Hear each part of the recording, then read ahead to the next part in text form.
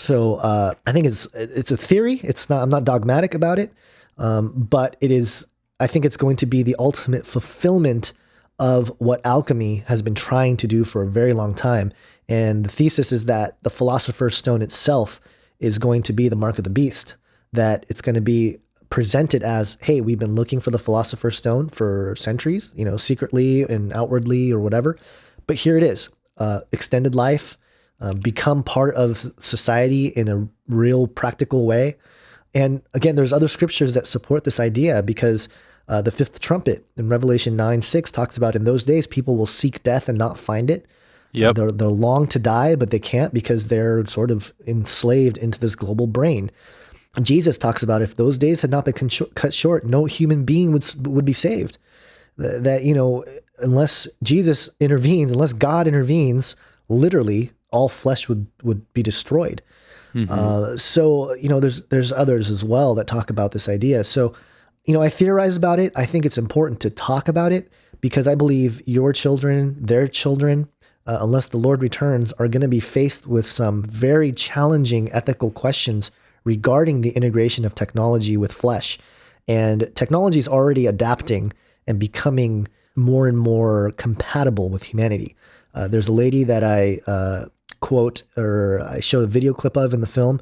She used to work for DARPA. I believe she's with Google now. And she shows like outright, like, oh, here's a tattoo that's on my arm here that is basically a microchip, and it connects with the ether and all this stuff. And, what she talks about, which is interesting, is like, oh, people won't line up for a microchip, but if it's a tattoo, if you can design the way it looks, then, think about the youth and think about how they would be all lining up for it. And it's true. It's definitely true. I don't know how this film will resonate with people. I hope it resonates to some regard. I hope it stirs people's spirits and, makes them want to talk about these things with their friends and family to some aspect of showing that, number one, the scripture actually does address these issues. But more importantly, to be mindful of what's going on. The Bible says that, don't be afraid of those that can destroy your flesh, but those that can take your soul. That's who you should really be afraid of. And so, or not afraid of necessarily, but be wary of. So how do we walk through that? How does that look practically? If we start microchipping ourselves, in our arm or whatever, even if it's not our arm, like let's say, and this is interesting. This is a little, well, I guess when this airs, it'll be over with. But in our talk at the conference, Basil and I plan to bring up the conversation about, okay, what exactly is the mark of the beast? And what if this beast tech, and this is Basil, bringing up his perspective. He goes, what if this microchip is put in your butt?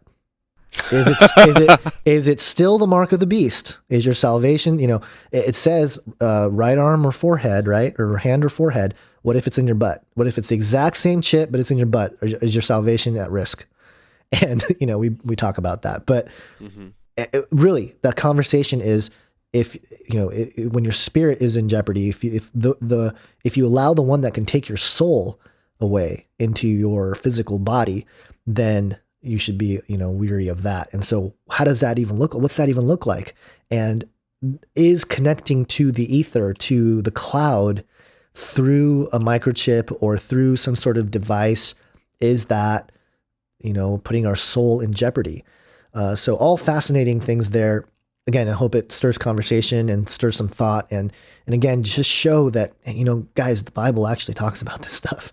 Like it seems like there's this huge disconnect with where technology is going, but no, man, the Bible's really clear that stuff like this is happening, and we shouldn't be afraid to discuss it and to be able to show prophetically that it's been there all along. I do have a question for you. You don't know when this film is coming out yet? I plan to release it in February, so it should be out in the next few weeks here. I'm almost done with it. I have the main portions of it done. I'm trying to I'm trying to land the plane, so to speak. I have a few things that I want to say to add to the conversation about. I want to bring up geoengineering, pharmakia, the technocratic culture, the Tower of Babel and what that's all about, which is interesting in itself and how it relates to technology and all this stuff. But it should be out in February. And Okay. another thing that I don't know, maybe I can get your guys' thoughts on this. I don't know if I'm going to release this on YouTube. Physically? Oh no, physically I am. Awesome. It's going to be on Amazon and you can buy it, and hopefully I can print some so I can just ship them straight from my house. But I don't know if I want to make it available for free on YouTube, at least right away. What do you guys think about that? I know it's cool to have it free and all this.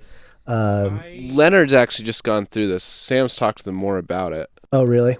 Well, I don't know if did you get to listen to any of our interviews with Leonard yet? Not. I'll definitely check it out, but I haven't listened to it yet. Okay, that's fine. I'm sure you don't have that much time right now with all the cramming, but when you do, he talks about what he's going to be doing. He's doing his with Cutting Edge, but he's finding personally that he does not like locking up his film, because Cutting Edge, once he put the DVD out, they wanted him to not have it up for free. Right. And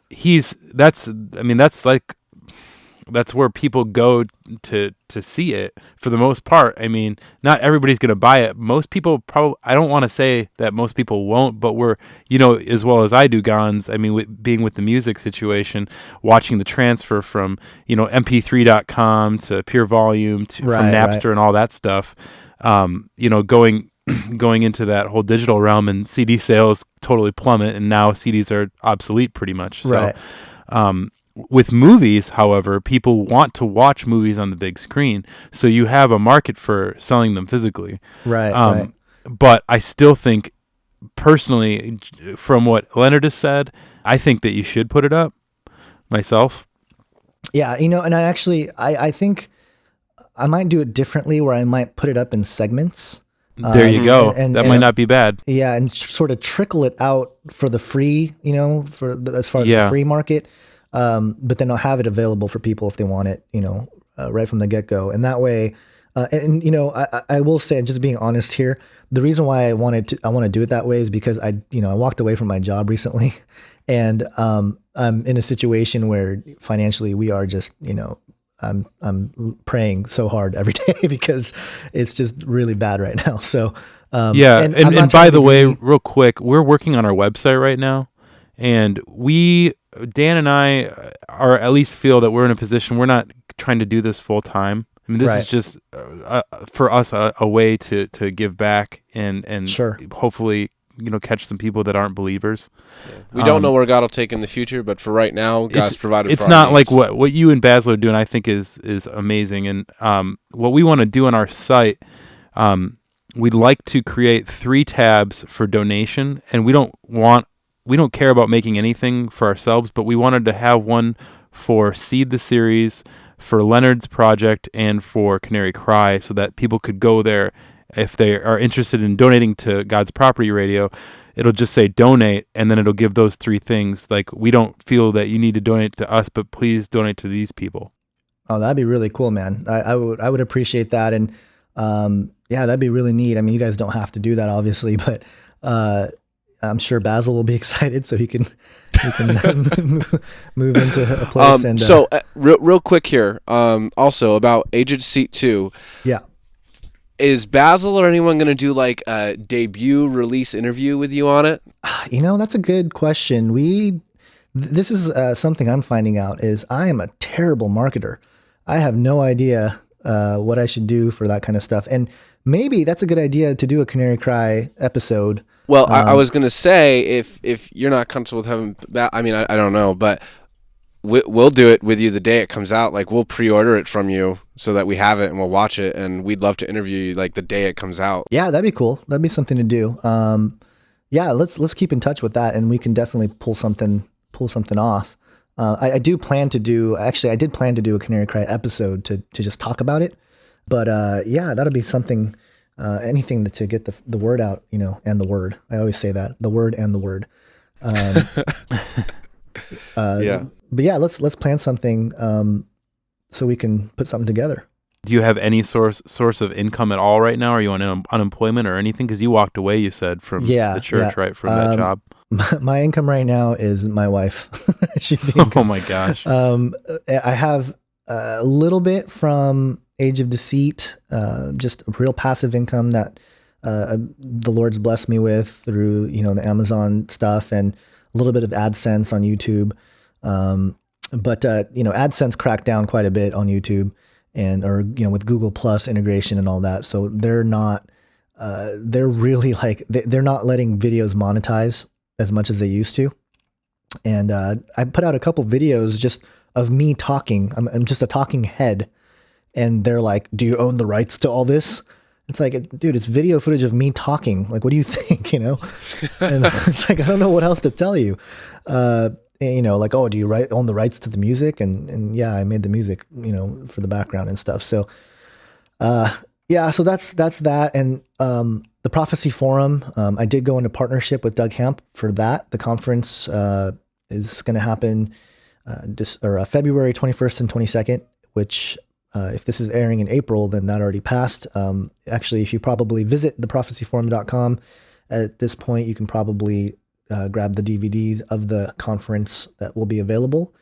On the subject of the Prophecy Forum, to our listeners, unfortunately, Sam and I are not able to go, but if you can, you definitely need to go and go check out the website. Oh, well, I guess this is airing afterwards. So I guess when they do it next year, you can go. Yeah, and what we plan to do... And I have a question about the Prophecy Forum. Sure, yeah. Just out of curiosity to bounce this off you, what would you need from someone, or what would it take to bring it to the East Coast?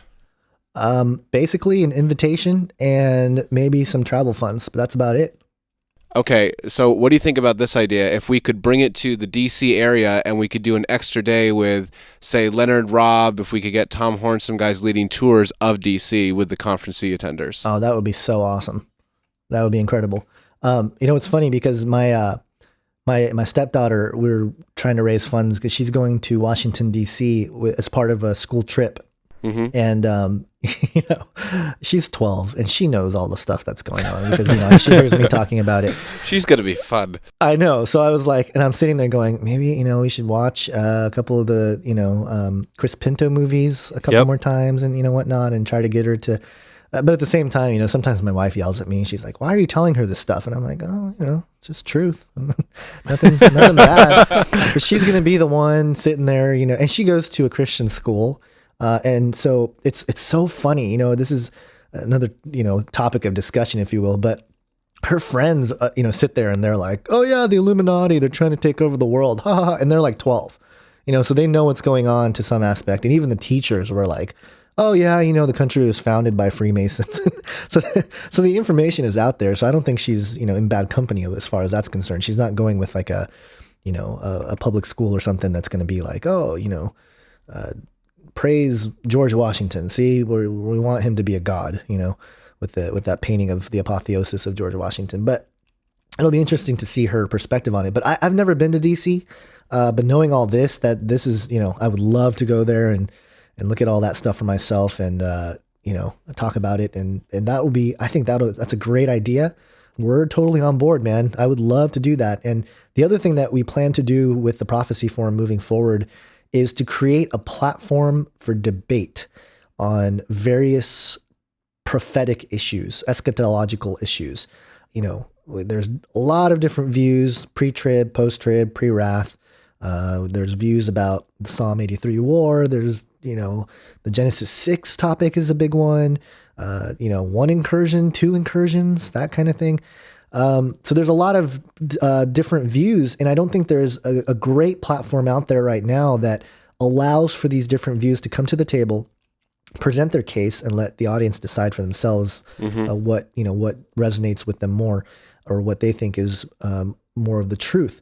So we plan to do that maybe once a month. We have some funds there where we can fly people out and have them debate. So look for that as well. But then alongside that, we just got more Canary Cry Radio episodes coming out. My blog, I'm trying to blog like 3 or 4 times a week. So that's going to be, that's going to keep going. Yeah, man, I'm really, the Lord has really blessed me with, the skills and the opportunity to do this. And of course, financially is always a thing. But none of us are trying to do this to like get rich or anything. We just want to be able to feed the family and